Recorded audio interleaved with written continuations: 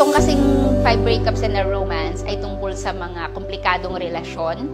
It's a very modern kwento na pagdadaanan ng dalawang tao na ang isang relasyon ay hindi lang dahil nagmamahalan ng dalawang tao, dahil din yan sa kung ano-ano pang factors ng lipunan, dahil sa pera, friends, parents, whatever is happening with the world.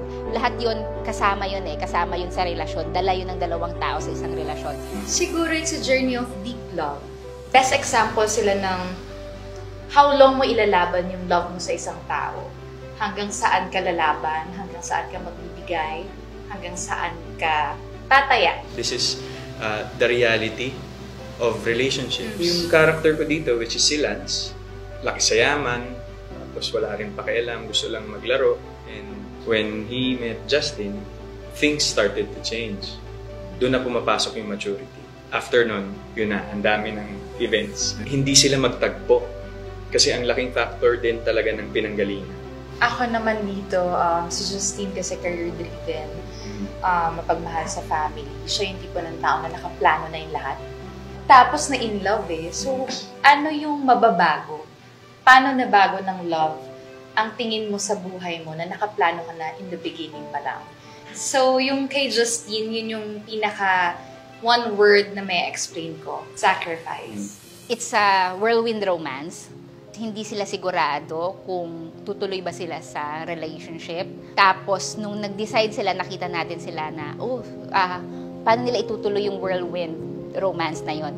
So, the dynamics is how do we keep on holding on doon sa love na una nating naramdaman? Is it really love? Tapos, paulit-ulit? Pinapatagal na lang ba natin? It started from a challenge sa sarili ko na hindi ko na alam magsulat ng love story or parang kulang na kung ano yung sasabihin ko sa love story. So, gusto kong subukan kung saan ko pa siya kayang i-push. So, trinay ko na what if puro nga breakups lang yung kwento. There's this weird phenomenon scientists call quantum entanglement. Nung napasa ko lang yung konsepto ng quantum entanglement na pag yung mga particles na nagko-connect like electrons, hindi mo na sila mahihiwalay or kahit maghiwalay sila, meron na silang part of each other. So kung ito naapektuhan at ito naapektuhan, hindi na yun magbabago. Wala na silang kawala sa isa't isa. Dito sa story na to, it was used as a way of describing the relationship that these characters had. That no matter what they do, no matter how many breakups, there's this thing na nagbabalik sa kanilang dalawa eh.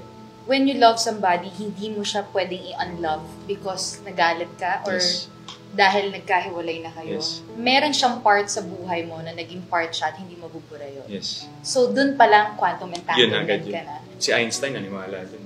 Diba? Ikaw naniwala ka. I believe. Hindi ako naniniwala. Since matagal na with Miss Annette na sinasabihin ako na, yes, balak talaga namin gumawa with Alden. So, naghihintay lang ng concept. And then, si Julia naman for Cornerstone. So, parang what if, pareho naman silang magaling na artista. So, parang challenge sa akin yon to combine actors na kahit na hindi pa sila nagkaka-work together. Laking factor na nagtatrabaho kaming tatlo dito. Like Direk Irene, si Jules, and ako. Super team. Ito yung pinaka-collaborative team. Experience na. Yung experience. It's the trust na meron kami sa isa't isa. Of course, this is written and directed by Direk Irene Villamor, and she knows exactly what she wanted for these characters and how it was written, di ba? Pero the good thing about her, kasi she lets you. Paano mo naintindihan? Sige, gawin mo. Titingnan mo. Factor din na self-fulfillment as an actor na tinatanong din kung ano yung tingin mo sa specific scene. Direk Irene empowered us. The first time silang nagkita, jive na kasi sila eh. Sobrang jive na. Tapos jive na rin kaming tatlo. Ang tagal nga namin binasa yung script kasi nandami na agad nilang ideas every sequence. Yung first upo namin na supposedly dapat yata 2 hours lang kami. Nag 4 hours yata kami.